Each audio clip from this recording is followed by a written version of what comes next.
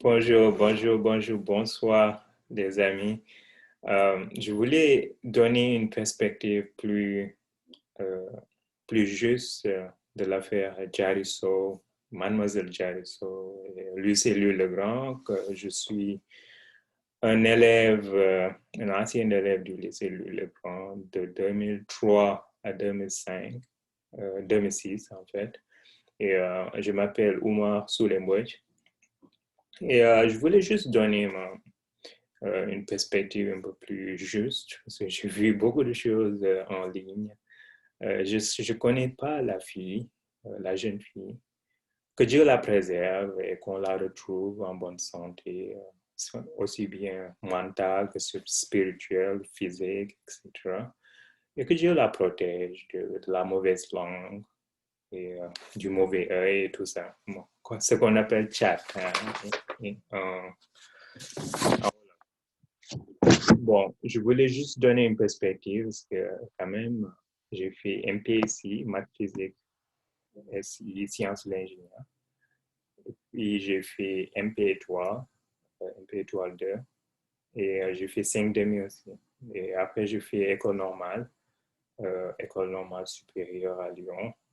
J'ai quand même un peu d'expérience, voilà. Donc, comment je suis allé à Lille? Je suis de Guédiawaye et un jour, je me promène en ville. Je vois un ami qui faisait lycée Lamine Gueye. Moi, je suis de Cénotal. À l'époque, j'allais à Cénotal. Et je vois le gars, il me dit, Hey, comment tu vas? Un bon ami à moi. Et, il me dit, oui, est-ce que tu te présentes au lycée Louis Leclerc? OK. Bon, donc, comme ça, me dit, oui, est-ce que tu vas te présenter au lycée Louis-le-Grand? Je n'ai jamais entendu parler du lycée Louis-le-Grand. À l'époque, j'étais en terminale et j'avais une prescription à Bordeaux et Montpellier, je pense. Et j'ai même essayé un peu le Japon, mais il fallait remplir la fiche en japonais. J'ai juste abandonné. Donc, c'est comme ça, par hasard. Je ne crois pas en hasard, parce que je pense que tout est écrit au ciel. Mais quand même, voilà, c'est quand même assez drôle. Et ma maman appelle le ministère et la même chose, on lui dit, ouais, ton fils qui a fait le concours général, est-ce qu'il va se présenter à lui le grand? Comme ça. Et bon, on y va. Le jour du concours, c'était dans 3 jours, une semaine, c'était vraiment, vraiment serré. Donc on se présente, il y avait le proviseur du lycée, c'était Joël Valla, je pense que c'était Joël Valla. Et il était là-bas. Et ma mère lui parle. Bon, tout le monde était déjà pratiquement installé. Il y avait des gens du lycée Britannique militaire, bon, avec les gants, la tenue et tout ça. D'autres qui viennent des régions. Et beaucoup d'élèves des lycées catholiques, bon, Sainte-Marie de Anne et Sacré-Cœur. Voilà. Et, mais il n'y avait personne dans mon lycée. Je fais lycée Saint-Notal, comme je l'ai dit. Et voilà, bon, je m'installe. Je commence et c'était assez simple pour moi, heureusement, parce que j'avais un livre qui traitait de l'arithmétique, etc.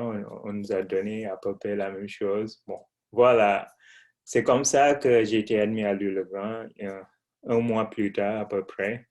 Et ils m'envoient une lettre. Je pense qu'ils ont donné la lettre au proviseur, à mon proviseur, et avec l'offre de bourse, etc. Le bourse Odon Vallée. Donc, Odon Vallée, c'est un millionnaire français qui a hérité une grande richesse de son père. Ils avaient une compagnie d'assurance. Et voilà, donc lui, il est pratiquement philanthrope, il distribue de l'argent, etc. Un gars assez bien, assez drôle, qui a un appartement sympa à Paris. Et toutes les années, il sponsorise 5 Sénégalais à peu près. Nous, on était 5 à l'époque. Donc, 2 scientifiques en MPSI, maths physique, sciences de l'ingénieur. Euh, un gars école commerce, donc on dit HEC, hein, école commerce. Et 2 personnes, Cain, donc c'est littérature. C'est ce qu'a fait le célèbre, le célébrissime président Senghor, ok? Président Senghor qui a d'ailleurs une salle, je pense qu'il y avait une plaque Senghor, ok? Une plaque commémorative. Donc c'est vraiment Senghor qui a fait que l'école soit célèbre au Sénégal. C'est pour ça que les gens aiment y aller. Senghor qui a fait école normale, etc. Bon, voilà. Donc c'était ça à Louis-le-Grand. On était à l'internat et c'était difficile. C'était difficile, on n'était pas préparé. Mais bon, je m'en suis sorti quand même. Je veux juste vous parler de mon expérience. Comme ça je cache rien. Hier, la dernière fois, mon frère m'a appelé et me dit oui, Oumar, il faut que tu fasses une vidéo. Okay? Comme je l'ai dit, c'est un truc assez national. Tout le monde en parle. Et je connais le lycée très bien. Je suis coach aussi, coach en développement personnel. Donc voilà, c'est vraiment l'occasion pour vous parler de Louis-le-Grand. Je n'ai jamais fait une vidéo comme ça. Je vais même vous montrer mes notes, ok? Donc là, on ne cache rien. Vous voyez MPSI, Louis-le-Grand. Voilà, en maths, j'avais 14,6. Je suis arrivé quatrième de la classe. La meilleure note, c'était 19,8. C'était un roumain extraordinaire. Ok, extraordinaire. J'ai jamais vu quelqu'un d'aussi fort. Colle de maths, c'est oral. Faut aller au tableau et vous donne des exercices. J'ai eu 14,5. Je suis arrivé 8e. Physique, là, c'était moins bien. J'ai eu 7,5. Je suis arrivé 38e. La meilleure note, c'était quand même 20. 20 sur 20. 20 sur 20. Pour vous dire le niveau. Et il a même mis un net progrès continu. Parce que la première fois, j'ai peut-être eu 3 ou 5. C'est même pas. Sciences de l'ingénieur, j'étais assez faible, 5,3. Sciences de l'ingénieur, c'est des diagrammes, des choses comme ça qu'on ne fait pas au Sénégal. C'est vraiment pas dans le programme. J'ai jamais réussi dans sciences de l'ingénieur. Français, 9,4. C'était pas mal pour le Legrand. Meilleure note, c'était 15,6. Anglais, alors, 4,9. OK, sur 20. Et j'arrive dernier de la classe. Voilà. Vous voyez, c'est note extrême. Je suis dernier de la classe. Il m'est grave. Je n'étais pas si mal que ça au Sénégal. Call en anglais, j'ai 5,7. Là, je ne suis pas dernier. Dernier à 3. Je suis avant-dernier. Très insuffisant. Voilà. Pour vous dire, Louis-le-Grand, ça c'était Louis-le-Grand. Deuxième année, je vais juste vous montrer mes notes. OK? Mathématiques, j'ai 8. Ça, c'était le premier trimestre. J'ai fait mieux que ça après. Ben, bon, premier trimestre, c'était dur. Je suis arrivé 17e. La meilleure note, c'était 18,5. OK? Physique, wow, 4,6. Okay? Je n'étais pas si mal que ça au Sénégal, je peux vous dire. Et la moyenne de la classe, c'était 8,7. La meilleure note, c'était 17,1. Français, je souffre toujours, 7,1. Anglais, 5, je suis toujours dernier de la classe. Call en anglais, c'est oral, donc on pose des questions en anglais. Ça, 8,5. Option informatique, j'ai la moyenne nulle part. OK. C'est assez dur. Et ça, c'est l'original. En général, j'ai envoyé ça à ma maman parce que le grand, c'était un peu stressant. Mais une technique, ce qui m'a aidé, c'est que mon, mon voisin Racine a fait le grand en Cagne. Donc, les littéraires font Cagne, comme Senghor, etc. Et lui, il a fait Cagne, donc il avait un peu d'expérience. Et il me donnait des conseils. Je l'appelais tous les 2 mois, quelque chose comme ça. Il me donnait des conseils. Et ça m'a aidé. Okay?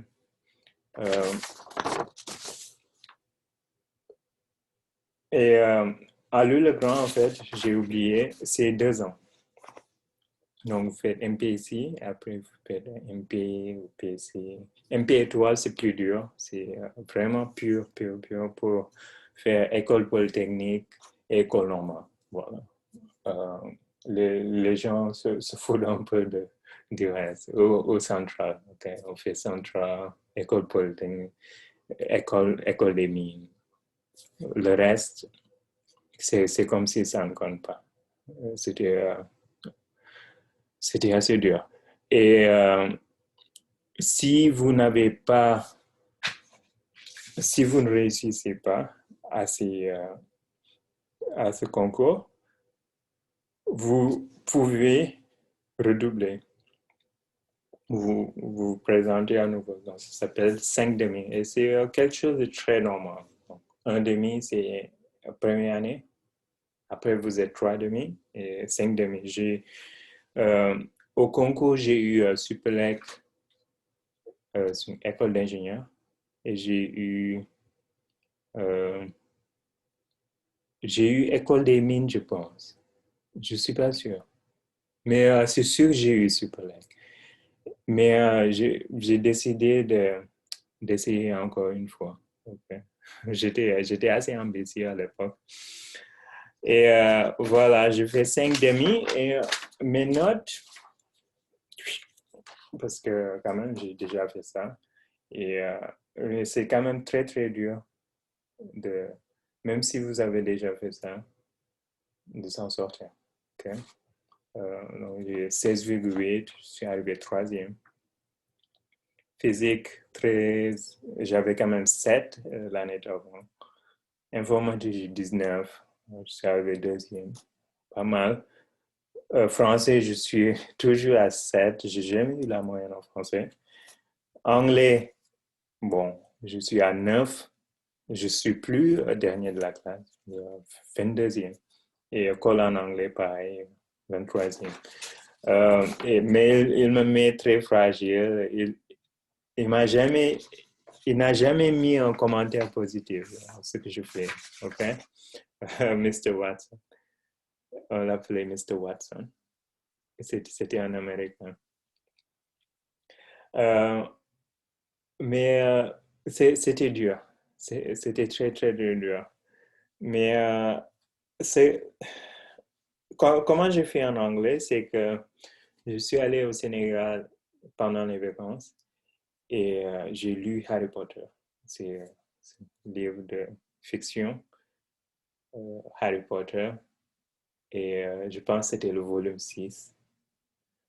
Je l'ai lu comme ça, en anglais, pur, en anglais. Et c'est comme ça que je me suis vachement amélioré en anglais. Donc, j'ai découvert une technique pour apprendre l'anglais en 1 mois, okay, maximum. Et c'est pour ça que je me suis amélioré. Et là, je suis en pays anglophone, je fais mon PhD, etc. Ça m'a vraiment aidé. Pour vous dire que les notes, ça ne veut rien dire. Même si j'étais dernier de la classe, euh, il suffit de persévérer. C'est juste une note. Okay? Quand vous arrivez dans une grande école, vous continuez à travailler et vous allez avoir un bon boulot, une bonne position, que ce soit ingénieur, finance, recherche, tout ce que vous voulez. Okay? Et expérience à Louis-le-Grand, c'est que ça rend humble. Okay? Yeah. Ça rend humble parce que je peux vous dire que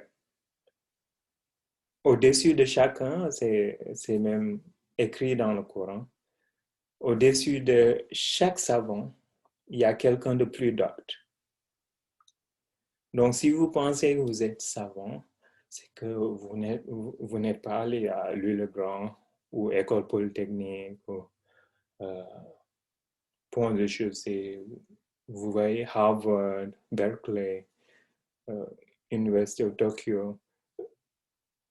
Si vous restez dans votre coin, vous pouvez vous dire, ouais, je suis très intelligent, etc.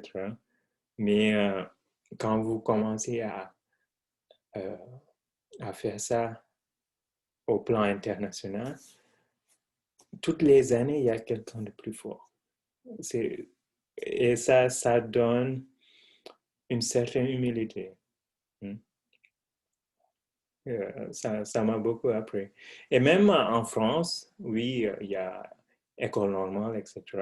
Mais quand les Français vont en Allemagne, les Allemands sont encore plus forts en physique ou en ingénierie, beaucoup plus forts. Et aux États-Unis, il y a des immigrants allemands, britanniques, français, etc. Donc, les institutions là-bas sont encore au plus haut niveau. OK? Il y a des Japonais, il y a de tout. Il y a des Africains très, très brillants, OK? Aux États-Unis. Bon, donc au plan international, il faut vraiment être humble en tant qu'étudiant, ne pas se décourager. Il faut juste bosser. Comme ça, vous allez réussir. Je peux vous dire, à Louis-le-Grand, il y avait un gars, s'appelle Joachim. Il avait 15 ans. Okay? 15 ans. À l'époque, j'avais 18 ans. Et un jour, il fête son anniversaire, donc tout le monde se réunit, etc. Oh, joyeux anniversaire. Euh, et alors, je lui demande, hey man, quel est ton âge maintenant? Et il est un peu gêné parce qu'il était tellement jeune. Il dit, ouais, je viens d'avoir 16 ans. Je dis, pardon? Vous venez d'avoir 16 ans. Okay? Et il était pratiquement major de la classe. C'était soit premier ou deuxième. Je n'ai jamais passé dans n'importe quelle matière. C'est extraordinaire dans toutes les matières. Donc, à chaque fois, vous allez rencontrer des gens beaucoup plus forts. Il y avait les Roumains, c'était extraordinaire.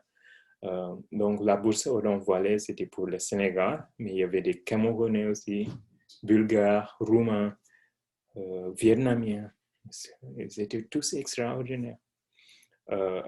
Bon, le monde est vaste. Voilà. Pour les étudiants, je dirais qu'il faut faire un réseau. Si vous voulez aller à Louis-le-Grand ou bien vous êtes déjà en classe prépa, contactez les gens qui ont déjà fait ça. C'est quand même la méthode la plus sûre. Si vous si vous voulez aller en Amérique, Berkeley, etc., il y a des Sénégalais qui ont fait ça. Il y a des Sénégalais à Harvard, OK. Dans les générations d'avant. Bon, il y a du tout. Alors, mais le problème, c'est que on se cache trop. Il y a des gens excellents, mais on a une culture où on se cache, on ne dit pas ce qu'on a, etc. Il y a un point positif là-dedans, mais ça nous pénalise parce que je vois, par exemple, pour les Pakistanais, même les Vietnamiens, j'avais des amis vietnamiens, ils se connaissaient tous. S'il y a un Vietnamien à Harvard, tous les Vietnamiens célèbrent ça. Waouh, j'ai un ami à Harvard. Et ils se connaissent tous, euh, ils se réunissent et ils échangent. C'est comme ça, même dans le monde professionnel, ils trouvent de l'emploi assez facilement parce qu'ils se connaissent. Ils disent, ouais, envoie-moi ton CV. C'est vraiment comme ça.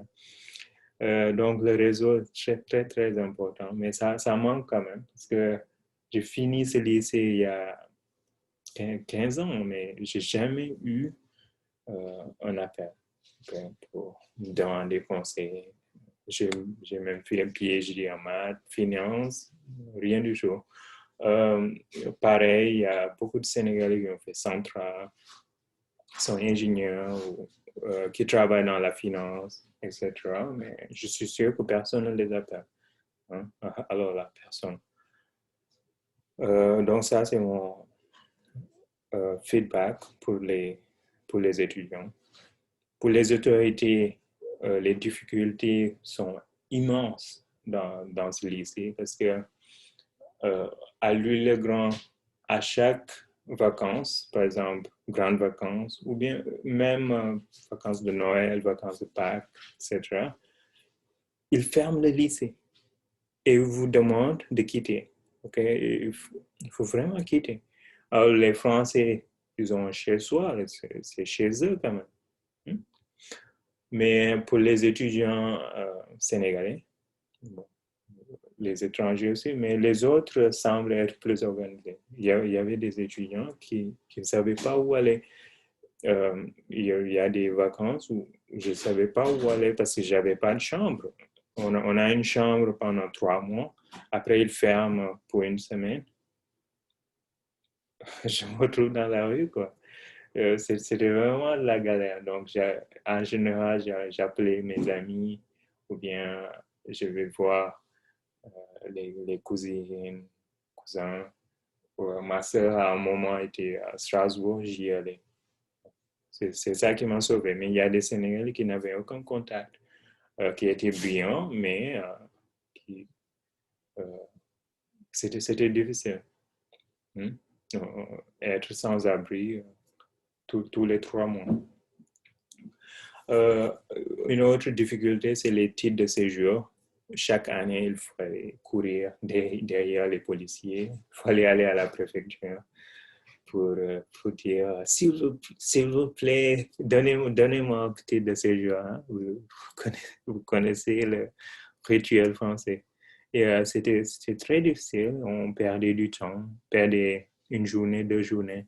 Mais bon, c'était obligé. Voilà. Donc, pour les autorités, il faut être mieux organisé, mais aussi mettre les gens en contact, etc. Ça ne coûte rien. Ça ne coûte vraiment rien. Je suis sûr que les ingénieurs qui fait Centrale, Polytechnique, les chercheurs sont très ouverts pour donner des conseils. Il y a des gens en finance, il y a des gens qui sont dans l'administration. Il y a un peu de tout, parce que chaque année, on envoie quand même au moins 5 personnes. Hein? Et beaucoup réussissent. Voilà. Donc, je veux juste conclure pour dire que il faut, ça c'est une leçon pour la nation, d'être solidaire, mais aussi de s'entraider. C'est pas être trop égoïste. Et pour les jeunes, demander de l'aide parce que même les meilleurs Français ont de l'aide. Ok, leurs parents ont fait les grandes écoles. Leurs oncles, ils ne sont pas les premiers de la famille. Ils étaient très aisés. Il y en a qui avaient des piscines chez eux ou habitaient dans une île sur la Seine. Ils ont les moyens quand même. Leurs parents aussi ont fait les grandes écoles, donc ils ont les conseils, etc. Donc, si vous pensez que vous allez réussir à vous seul, c'est difficile. C'est possible, mais ce n'est pas nécessaire. Mais quand on travaille ensemble, il y a moins de, il y a moins de difficultés. Voilà. Pour les autorités, comme je l'ai dit, si on peut aider les étudiants, surtout en classe prépa, qui n'ont pas le temps d'aller à la préfecture, etc., qui n'ont pas de, qui n'ont pas de chambre quand le lycée ferme. Jamais eu de chambre. Hein? Une fois, je me suis retrouvé carrément dans la rue avec mes valises et tout. Voilà. Bon, on peut faire quelque chose quand même. Je pense qu'on peut faire quelque chose. OK. Donc, voilà. Allez, à bientôt.